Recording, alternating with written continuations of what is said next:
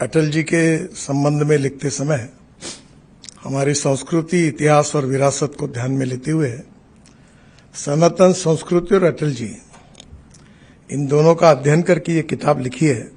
ऐसे आदरणीय वासुदेव जी, आदरणीय मिलिंद जी, भारत सरकार में मेरे सहयोगी आदरणीय भगीरथ जी और उपस्थित सभी भाई और बहनों,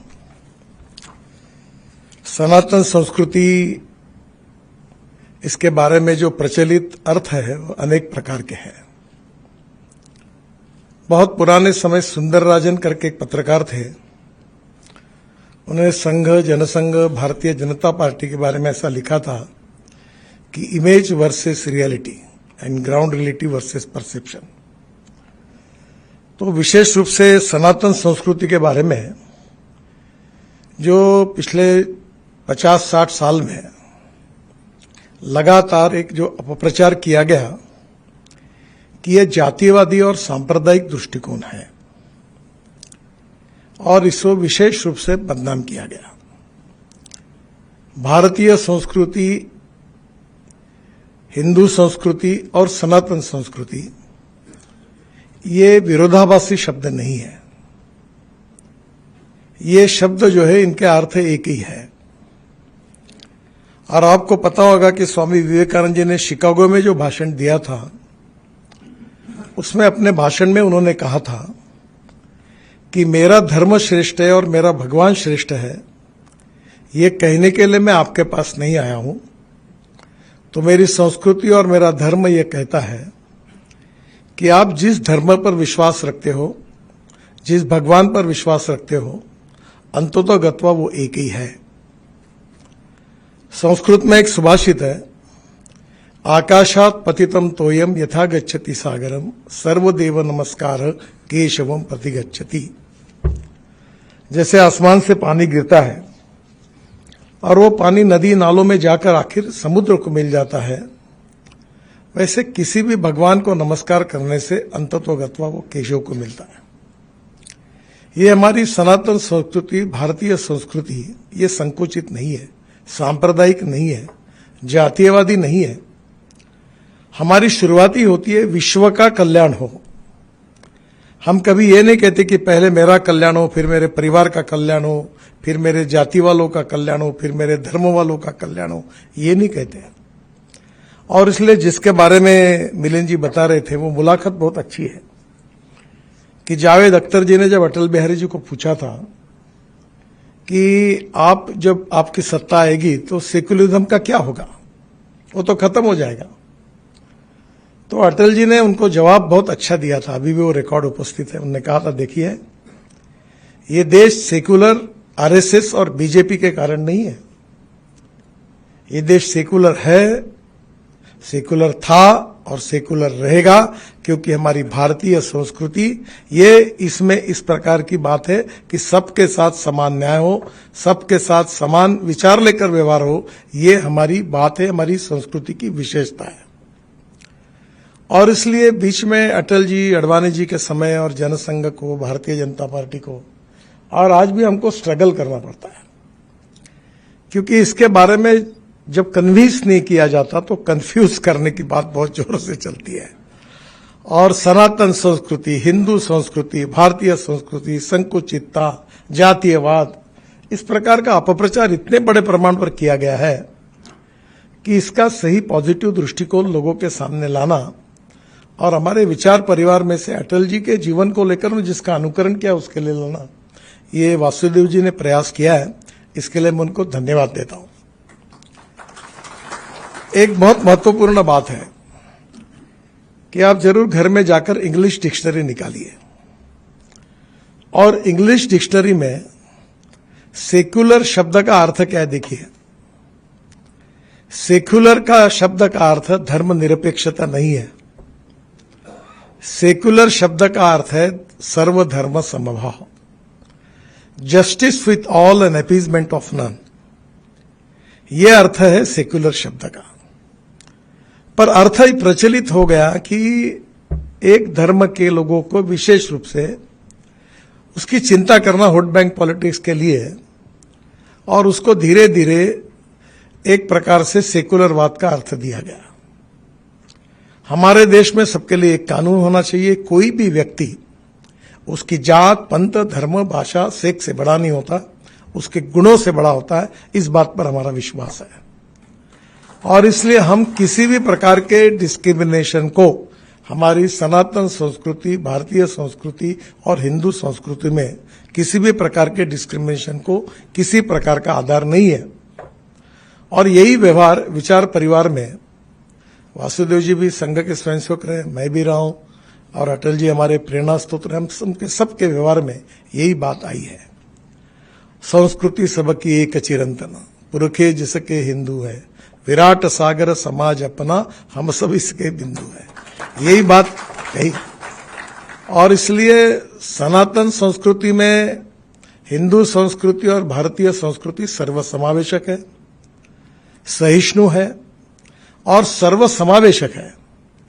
और इसलिए जो भी लोग यहां आए, अटल जी के भाषणों में उस समय मुझे याद है कि ईरान से पारसी आए, यहूदी आए, कभी उनको असुरक्षा महसूस नहीं हुई।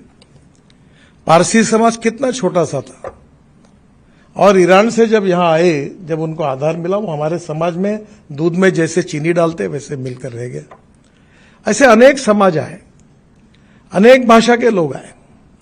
हमें इस बात के लिए स्वाभाविक रूप से कभी कभी हमें ही पता नहीं होता।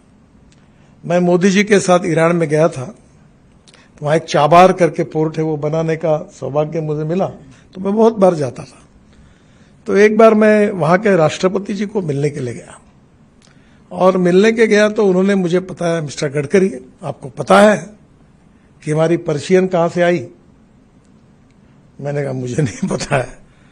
बोले हमारी पर्शियन जो है वो लखनऊ के पास भारत से, हिंदुस्तान से आई है। हमारी संस्कृति, हमारा इतिहास, हमारा कल्चर भारतीय और हिंदू संस्कृति से, सनातन संस्कृति से जुड़ा हुआ है।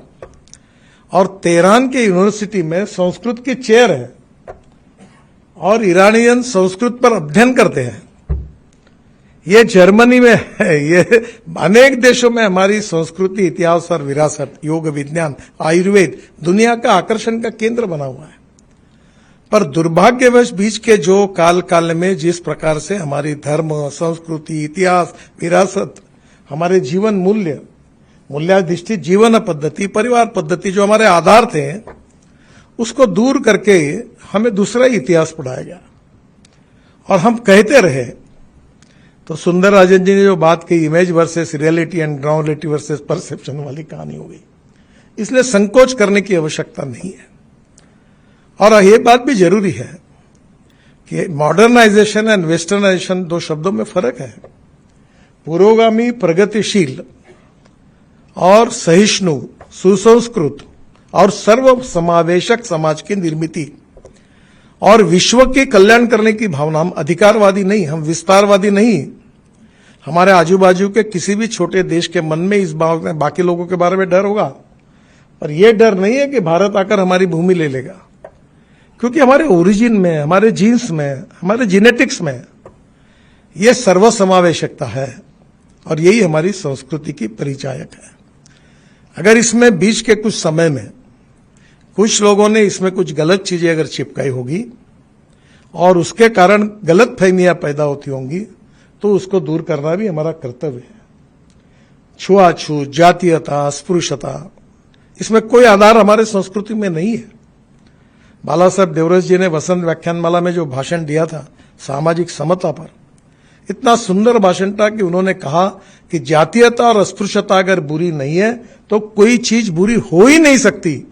इतना दृढ़ रूप से उन्होंने इस बात को कहा था। और इसलिए मैं वासुदेव जी को बहुत बहुत धन्यवाद दूंगा कि हमारी इतिहास, संस्कृति, विरासत, ये भविष्य के लिए हमारी बहुत बड़ा विचारधन है। हमारा कन्विक्शन तो है, विचार परिवार का कन्विक्शन तो है ही, पर इसको सर्वसमावेशी बनाने के लिए इसको सही अर्थ में लोगों तक पहुंचाने की आवश्यकता है। अटल जी ने अपने चाल, चलन, व्यवहार और कर्तृत्व से इस बात को दुनिया के सामने पहुंचाया और इसीलिए उन्होंने कहा कि आरएसएस और बीजेपी के कारण ये देश सेकुलर है। ये बात छोड़ दो, ये पहले भी था, आज भी है और कल भी रहेगा, क्योंकि इसकी संस्कृति के जो मूलतः जो बेसिक विचार है उसके साथ ये बातें जुड़ी हुई है।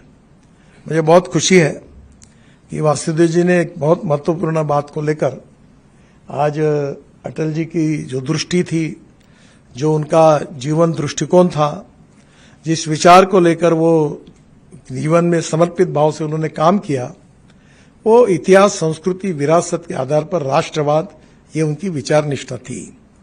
राष्ट्र सर्वोपरि है और इसलिए पहले राष्ट्र, बाद में पार्टी, उसके बाद में मैं, यही बात उन्होंने कही थी। और मैं जब अध्यक्ष बना बीजेपी का, तो मैंने पहली बार वो कार्यालय के सामने बोर्ड लिखकर 3 बातें लिखी थी कि पहले राष्ट्र और राष्ट्र की सर्वांगीण प्रगति, उसके लिए हमको कार्य करना है। परम पूज्य ने, अटल जी ने, गुरु जी ने अनेक जगह पर कहा है कि कभी अपनी बात नहीं की, मेरी बात नहीं की, तेरी मेरी ये बात नहीं की, राष्ट्र की बात की। और राष्ट्र की जो चिरकाल ऐसी संस्कृति है, इतिहास, विरासत है, ये हमारी सबसे बड़ी स्ट्रेंथ है जो हमें विश्वगुरु बनाने वाली है।